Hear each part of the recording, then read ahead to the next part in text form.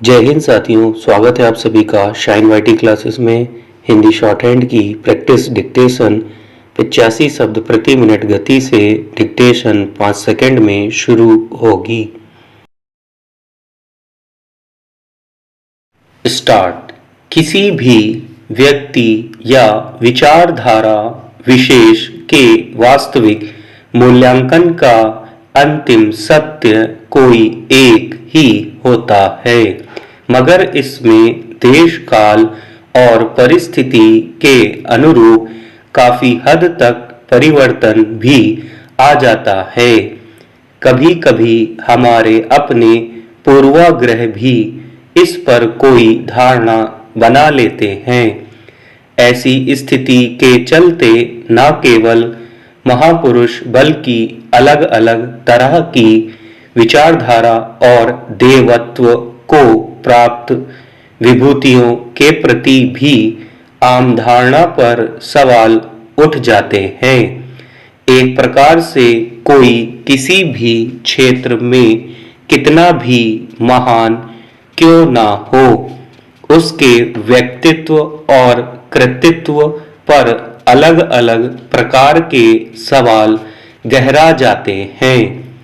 इसी कारण वर्तमान दौर में लगभग हर कोई संदेह के दायरे में आता दिखाई देता है।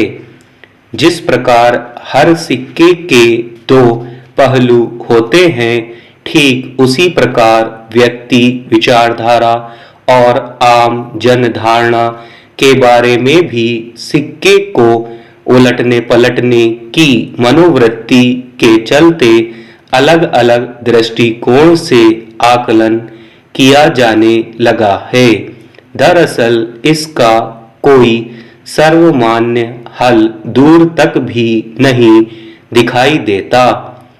वर्तमान दौर में आदमी की तर्क शक्ति तो प्रबल हुई ही है, लेकिन कुतर्क शक्ति भी इसी अनुपात में लगातार बढ़ती चली जा रही है। ऐसे दृश्य आम हैं जिनमें आज के आधुनिक माने जाने वाले युवा भी आधारहीन या तर्कहीन और यहाँ तक कि हास्यास्पद दावों और दलीलों को अंतिम सत्य मान लेते हैं। यही नहीं, उसके लिए कई बार बेलगाम हद तक आक्रामक होते दिख जाते हैं। यही कारण है कि अब हर तरह की अवधारणा पर लगातार सवाल उठाए जाने लगे हैं। इसके चलते अनेक अवसरों पर अनावश्यक विवाद उत्पन्न होने लगे हैं। इस समय बहुत तेजी के साथ अलग अलग विचारधारा का ध्रुवीकरण होता दिखाई देता है। हालांकि आजकल आदमी का नजरिया काफी हद तक वैज्ञानिक दृष्टिकोण को आत्मसात करने का हो गया दिखता है, जिसके कारण सोचने समझने के पैमाने भी लगातार बदलते जा रहे हैं। मगर हम हर किसी बात को केवल वैज्ञानिक नजरिए से ही नहीं देख सकते। कई बार अंतस में स्थापित अवधारणा, जिसका कि पीढ़ी दर पीढ़ी एक लंबा इतिहास रहा होता है, उससे इतर किसी अन्य अवधारणा को आत्मसात करना कतई संभव नहीं होता।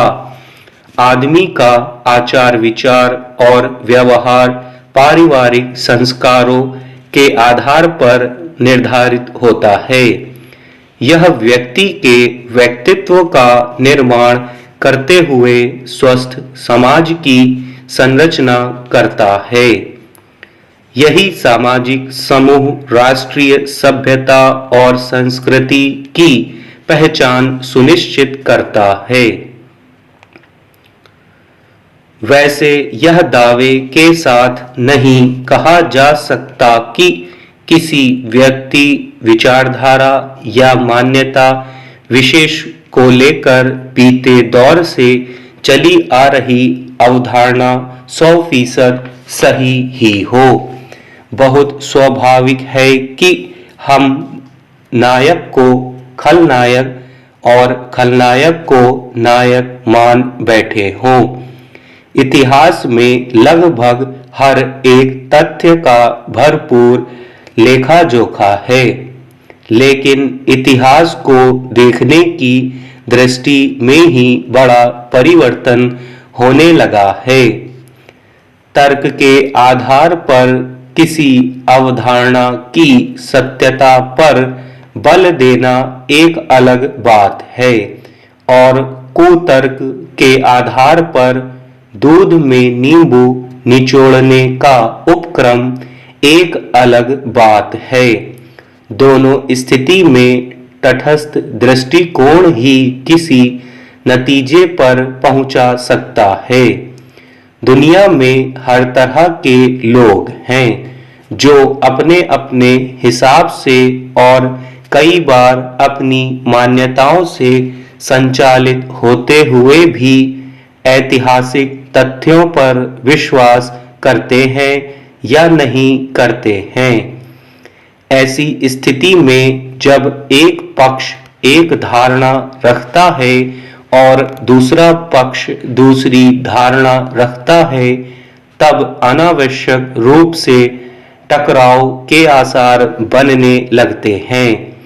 इन दिनों दौर ही ऐसा आ गया है कि किसी भी तथ्य पर विश्वास कर बैठने पर एक समय ऐसा भी आता है जबकि उस विश्वास के खंडित होने के आसार बन जाते हैं।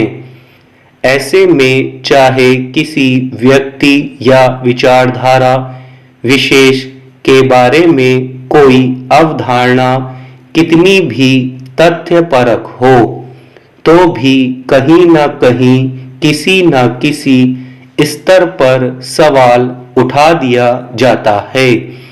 इसके चलते जनमानस भ्रम जाल के भंवर में उलझकर रह जाता है। कई बार तो मृत प्राय संदर्भों को भी कुरेदकर मौजूदा समय को नफरत और दूरी से भर देने की कोशिश होती है। अनेक अवसरों पर ऐसे हालात बनने पर किसी समय की सर्वमान्य शख्सियत की छवि भी विवादास्पद बनती दिखाई देती है। तकनीकी संचार क्रांति के दौर में मिथ्या प्रचार का सिलसिला जोरों पर है। हर किसी प्रामाणिक मुद्दे पर भी तमाम तरह के किंतु परंतु उछालकर आम आदमी के अंतर्मन में संदेह के बीज अंकुरित किए जा सकते हैं।